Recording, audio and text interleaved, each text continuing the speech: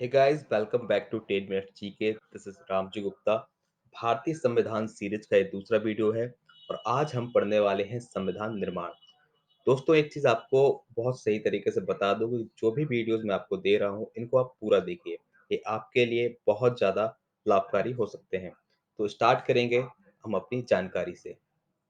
संविधान निर्माण के बारे में कल आपको कुछ बताया था। यदि आप लोगों ने पिछला वीडियो नहीं देखा है तो उसे आप जरूर देख लीजिए। आपके कॉन्सेप्ट थोड़ी बेहतर तरीके से क्लियर होंगे। तो कल मैंने कुछ चीजें बताई थी, थोड़ी सी यहाँ पे रिपीट हो रही हैं। संविधान सभा की पहली बैठक 9 दिसंबर 1946 को दिल्ली में आयोजित की गई थी, जहां डॉक्टर सच्चिदानंद सिन्हा को अस्थायी अध्यक्ष चुना गया। इसमें मुस्लिम लीग ने हिस्सा नहीं लिया। 11 दिसंबर 1946 को डॉक्टर राजेंद्र प्रसाद को स्थायी अध्यक्ष चुना गया तथा 13 दिसंबर 1946 को पंडित जवाहरलाल नेहरू ने संविधान सभा की समक्ष उद्देशिका, जिसको हम प्रस्तावना या फिर इंग्लिश में प्रियम्बल भी बोलते हैं, उसको पेश किया। और जो एक प्रस्तावना थी, इस संविधान सभा द्वारा 22 जनवरी 1947 को स्वीकृत कर ली गई। कल 2-3 पॉइंट आपको ऊपर के बता दिए गए थे। और अभी मैंने ये बताया कि जो संविधान की प्रस्तावना है, जिसके ऊपर हमारा संविधान बना हुआ है, उस प्रस्तावना को 13 दिसंबर 1946 को पंडित जवाहरलाल नेहरू ने संविधान सभा के समक्ष क्या किया था? पेश किया था और इसको स्वीकृत किया था 22 जनवरी 1947 को। इसके बाद क्या हुआ? इसके कुछ समय के बाद 3 जून 1947 को माउंटबेटन योजना आई। माउंटबेटन आपको पता है उस समय भारत के वाइसराय थे। और हम जो माउंटबेटन योजना है, इसको 3 जून योजना के नाम से जाना जाता है। माउंटबेटन बेटन योजना के आधार पर भारत और पाकिस्तान का बंटवारा हुआ था। ठीक है? तो यहाँ पे एक बात लिखी हुई है, योजना प्रकाशित हुई जिसके द्वारा भारत विभाजन को स्वीकार कर लिया गया। इसके बाद संविधान सभा का पुनर्गठन किया गया। इस प्रकार से पुनर्गठित संविधान सभा के सदस्यों की संख्या 324 निर्धारित कर दी गई। आपको मालूम होगा शुरुआत में 389 थी, लेकिन जब क्या बोलते हैं विभाजन हो गया तो इस संख्या घट करके 324 हो गई। लेकिन विभाजन के बाद जब इसकी पहली बैठक हुई और ये बैठक हुई थी 31 अक्टूबर 1947 को, तो इसमें उन 324 में से सिर्फ और सिर्फ 299 सदस्य ही उपस्थित थे। ये बात आप याद रखिएगा। ये नंबर्स हैं, इनको बड़े ही आसान तरीके से याद रखना था। पहले 389 थी, टोटल 90 कम कर देने के बाद 299 सदस्य यहाँ पर उपस्थित रहे। आगे हम बात करेंगे संविधान सभा के संवैधानिक सलाहकार। इनका नाम शायद आपने सुना हो। संविधान सभा के संवैधानिक सलाहकार कहलाते हैं वी.एन. राव, जिनका पूरा नाम है वेनेगल नरसिंह राव। क्या नाम है? वेनेगल नरसिंह राव। और प्रारूप समिति के अध्यक्ष डॉक्टर भीमराव अंबेडकर, यानी कि वी.आर. अंबेडकर, जिनको संविधान का जनक या फिर आधुनिक मनु भी कहा जाता है। उनके प्रयासों से हमारा संविधान 26 नवंबर 1949 को अंतिम रूप से पारित कर दिया गया। ये डेट मैं आपको पहले भी बता चुका हूं कि 26 नवंबर 1949 को भारतीय संविधान बनकर के तैयार हो गया था। तो इसमें दो बहुत महत्वपूर्ण नाम है, एक तो वी.एन. राव का है और एक बी.आर. अंबेडकर का है। ठीक है? और इसी दिन इसे संविधान सभा ने अंगीकार भी कर लिया। इस दिन संविधान सभा के 284 सदस्यों ने संविधान पर अपना हस्ताक्षर कर दिया। ध्यान दीजिएगा, जो हमारा संविधान है, जब से इसकी कार्यवाही स्टार्ट हुई थी उस दिन से लेकर के 26 नवंबर तक इसको बनने में कुल 2 वर्ष 11 महीने और 18 दिन का समय लगा। और इसका जो प्रारूप था, यानी कि जो उसका ड्राफ्ट था, इसके प्रारूप पर कुल 114 दिन बहस हुई। इस पर कुल खर्चा 63,96,729 रुपए आया। जो यहाँ पे व्यय लिखा हुआ है, इस संविधान के प्रारूप का व्यय लिखा हुआ है।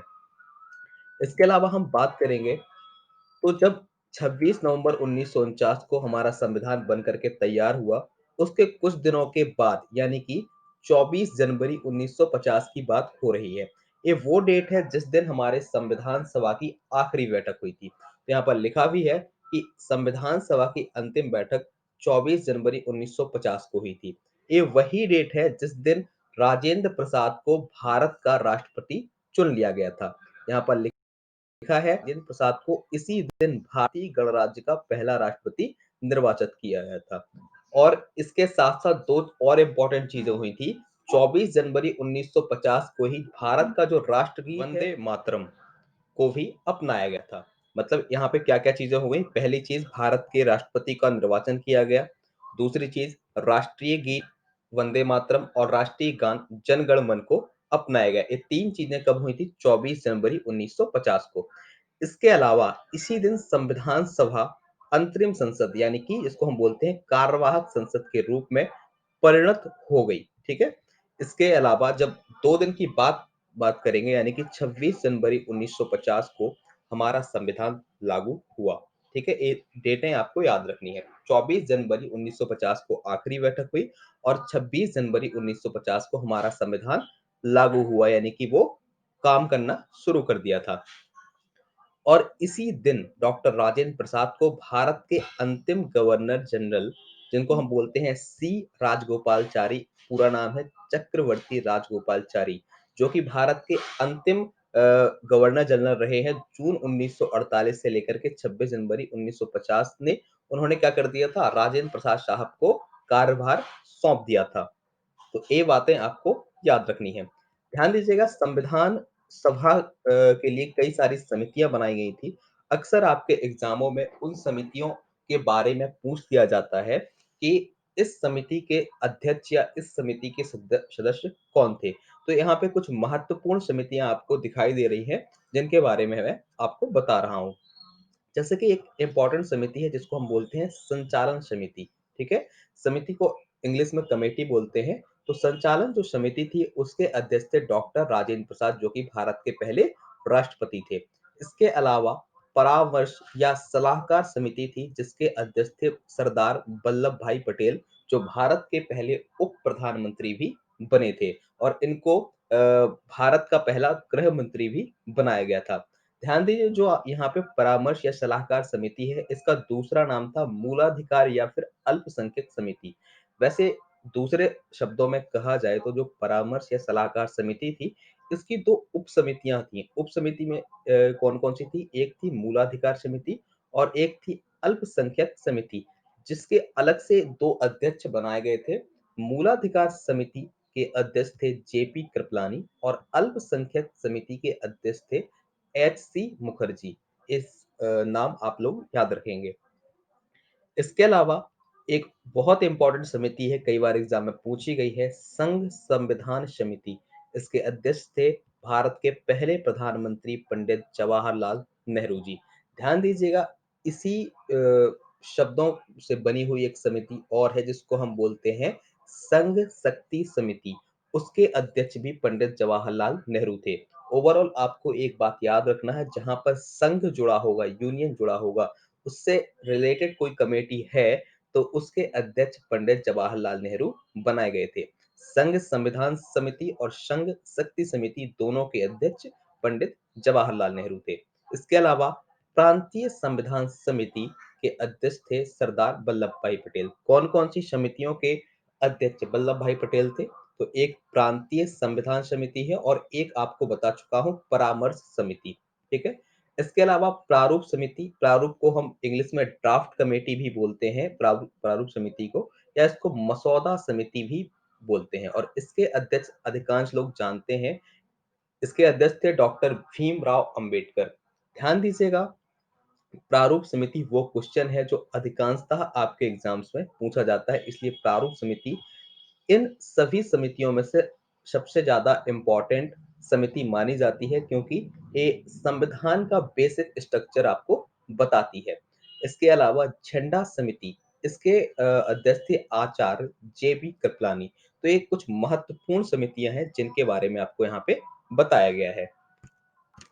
इसके अलावा यहाँ पे एक इम्पोर्टेंट बात लिखी है वो जान लेंगे हम सभी लोग।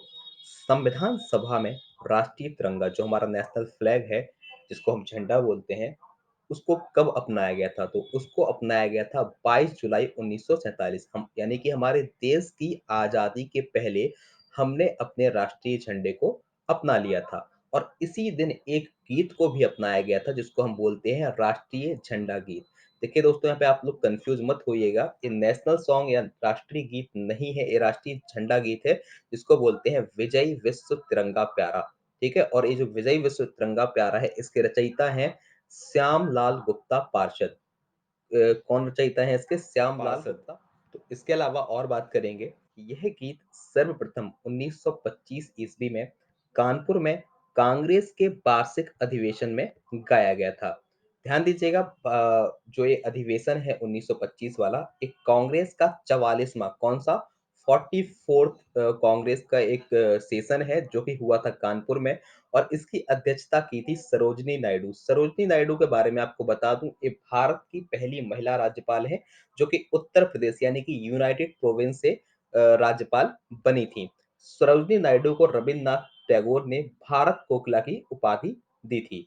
कब ये गाना गाया गया था? पहली बार विजय विश्व तिरंगा प्यारा जो एक गाना है, पहली बार कानपुर के 1925 में हुए अधिवेशन में गाया गया था।